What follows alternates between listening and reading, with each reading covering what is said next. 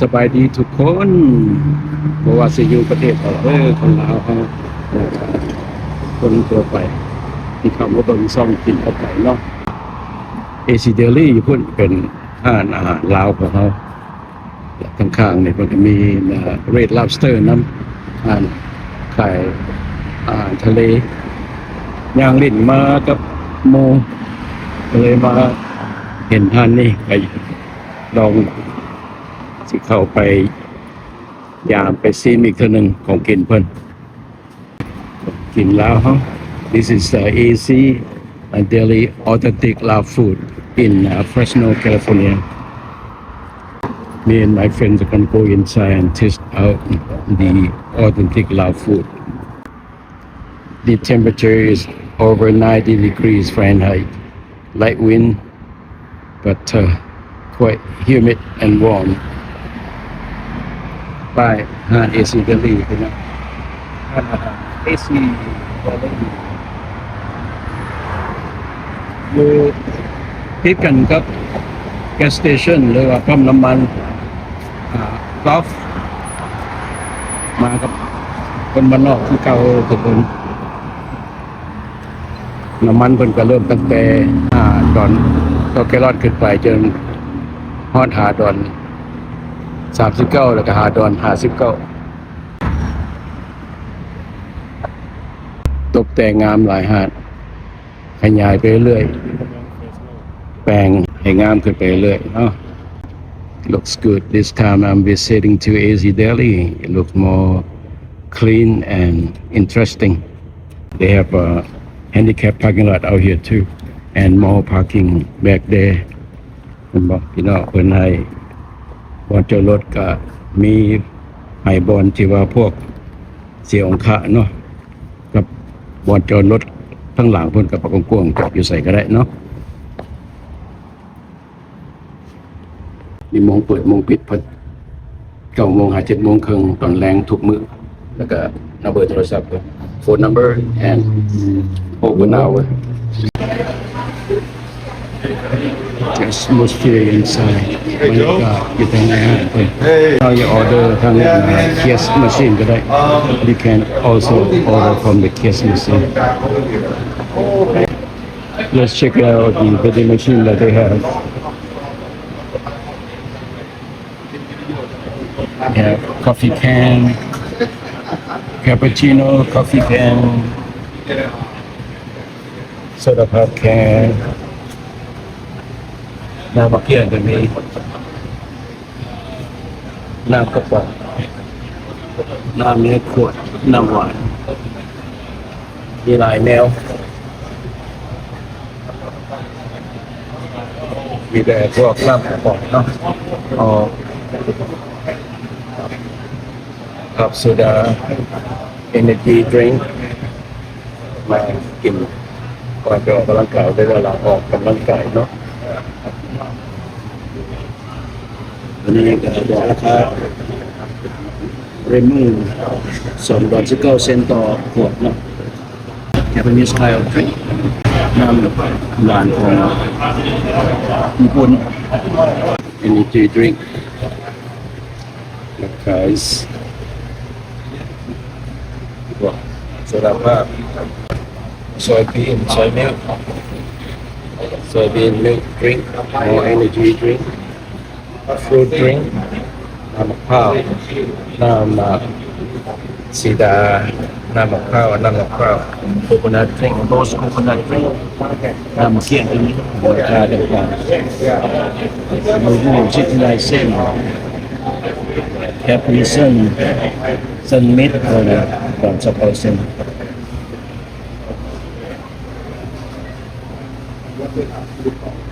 89 cents น้ำขวดนึง89 cents per drink bottle of water เจลบอง$6.49 ส้มปลา$7.59 เจ้า fish bong dipping sauce more chili sauce เจียวสด$5.99 เจียวปลาแดก$6.49 จียวปลาแดก6ดอน49เซนต์เจียวสด5ดอน99เป็นมีดัมบูซาลัด519หรือว่ามกหน่อไม้เนาะ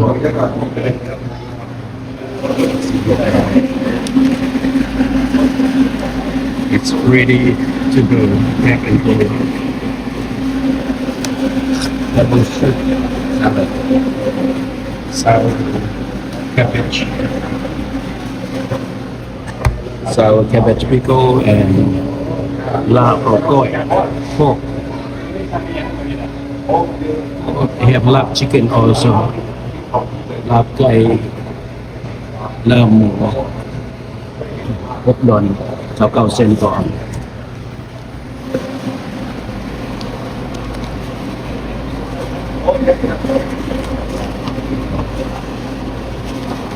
ตะโกนแหนมสมู6ดอน99ต่อตัวแค่บิ๊กsour pork on there 6.99 each smaller size for 29 and the smallest for $1.50.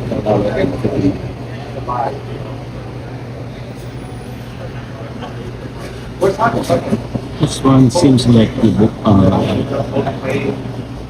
I would say grilled eggs, but I don't see any price. Mango, yellow one down, and then colossal. $5.29 each. That's dessert. Around 9,000 ก่อน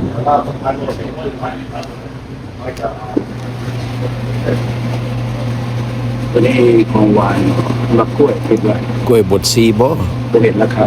แต่ว่าเขาเราซองนี่around 9,000 ก่อนของหวานเขาเราซองเนาะรวมมิตรรวมมิตรน้ำหวานเลือด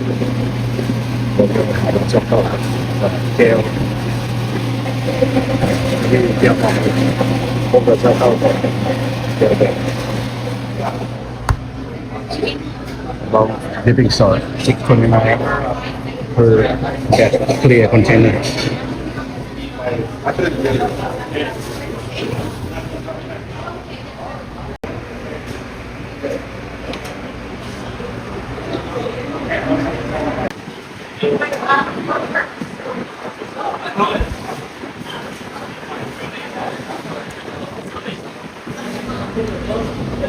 พวกของกินสแน็คเป็นอะไรพวกของกินลิ้น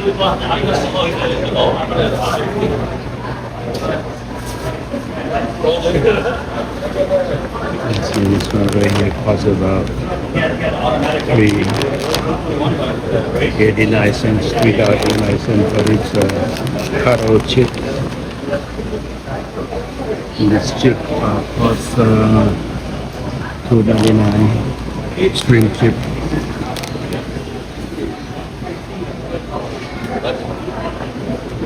So more squid, dry squid.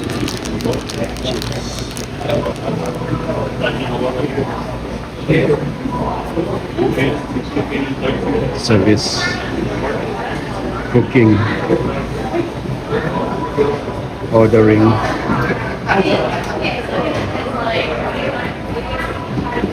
More food over here.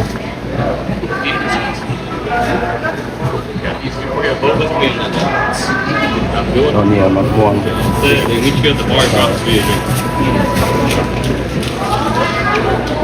And there's sticky rice.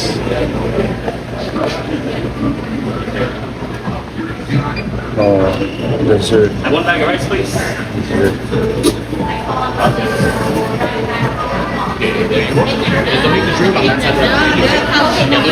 Sabay สบายดีค่ะก็เห็นแล้วเนี่ยเขาหมด คนขายเท่าไหร่เนาะเนี่ย I think 5 $5 โอเค This one is $5.99 right mango sticky rice for $5.99. yeah Fire with the rice, please. อันนี้ครัมบู สเปรสโซ่ใส่มีกุ้งมีหมู You ready to up? Yeah. เขาเอิ้นขับยา and the price ยา ราคาเท่าไหร่เราเลย About $10 on the flat. $9.99. 6.99 if you get the shrimp and pork inside there. This one is special combo. That was gonna be a cold item in the fridge. Look in the oven there. Clean. No. Okay. Fried chicken. Small menu but good. เมนูน้อยๆแต่ว่ามีแต่ของกินแซ่บๆเด้อทุกคน Toppings or and some drink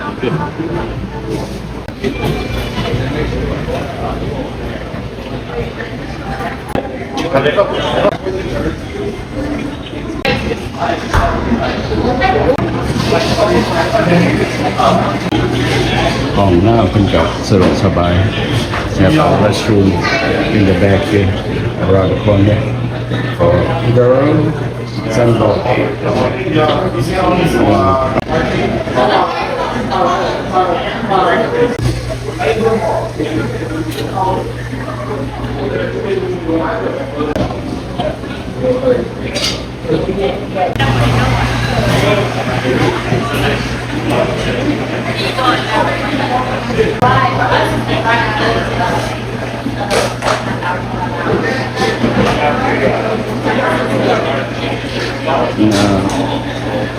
ลูกค้าพิเศษออเดอร์เอาแบบนี้ก็ได้ มีคนมาช่วยออเดอร์ แล้วมันก็มีพวกข้าวกับไก่ราคา$8.99โอเคเนาะราคาของเพิ่น อืม แล้วก็ห้อยเอาบีบพิษมันยาเลย กับโกแบก ตัวแบกครับโอเค กับหลัง อืมเด็ดแล้วก็มีเอโกรของเพิ่น4อัน$4.49 479 โอ้79โอ้สายตาผู้ดีโซพี่น้องเลยเนาะราคา อืม ชาเมน กับราคาอยู่ฮัน$7.69 69 ราคาเป็นกระติดเมียนเนาะแล้วก็เขามากอย่างเขาก็เลือกเอาเนาะเลือกเอาสมมติว่านี่สมมติว่าเขาอยากเอาไก่เนาะ อืม ไก่เขาก็บีบเอาเนี่ยเด็กแล้วเป็นก็ว่าราคาแล้วก็แอดเอาบีบแอดนะแล้วมันนั้นเขาก็เอาคาดเขามานี้สมัยนี้เห็นบอกเขามีแต่เอาคาดมาแปะใส่แล้วมันกระดังติดแล้วก็เร็ว อันนี้เป็นแบบลักษณะ ไว้ เขามีเครื่องหมายตัวนี้อยู่ในนั้นของเขาในคาดได้อย่างในโฟนได้อย่างเครื่องหมายตัวนี้หมายความว่าเข้าใจได้อยู่กับนี้เลย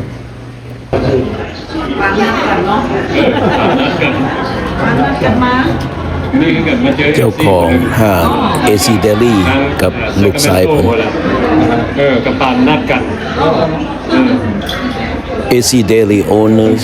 and their son พวกเขาสั่งตัวนี้เนาะ fried chicken sticky rice แล้วก็ลาบหมู lab pork แล้วก็กาแฟเนาะสบายดีคอฟฟี่ lab iced tea เราสั่งแล้วกันแบบนี้ของพวกนี้นี่น้ำใจของอันนาท่านเอซีเดลี่ท่านเอาหวานในทีมกับเป็นเก่าใส่ lab sausage ขืนไก่ fried chicken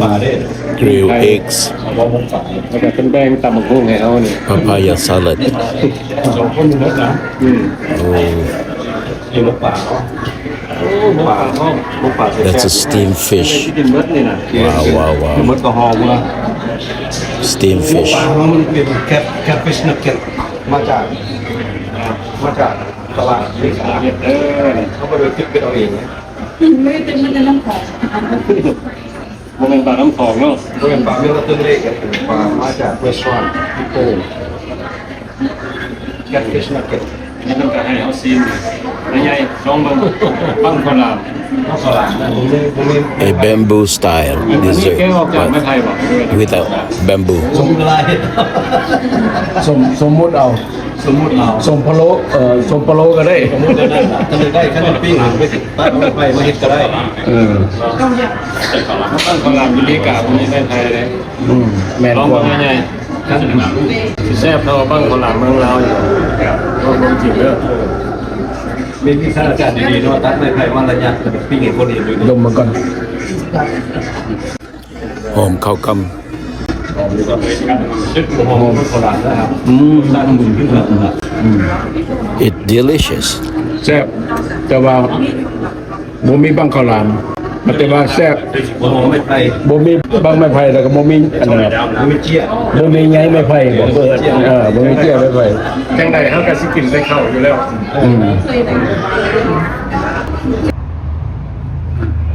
พี่น้องทุกคนตอนนี้ก็กินข้าวอิ่มน้ำสำราญแล้วเนาะพวกเราก็จะได้พากันกลับขอบใจนำเจ้าของห้างเพิ่นเด้อที่ให้แถมของอยู่ของกินเนาะว่ามายามใดเราก็ต้อนรับดี คลิปนี้ก็บ่มีหยังหลายเด้อพี่น้องก็มาเปลี่ยนมาซิมาอาหาร AC Deli อีกเทื่อหนึงอยู่เมืองเฟรสโนรัฐแคลิฟอร์เนียเนาะของกินแซ่บคือเก่า And this clip is about back to the AC Deli authentic Lao food once again in Fresno, California and I thank you for the offer from the owner that gave us some extra food to taste and eat and it's so good. Yeah. And by the end of this clip, thank you for everyone come in and watch our channel. กินกับไป Until next time, everybody. Goodbye from Fresno, California, US of A.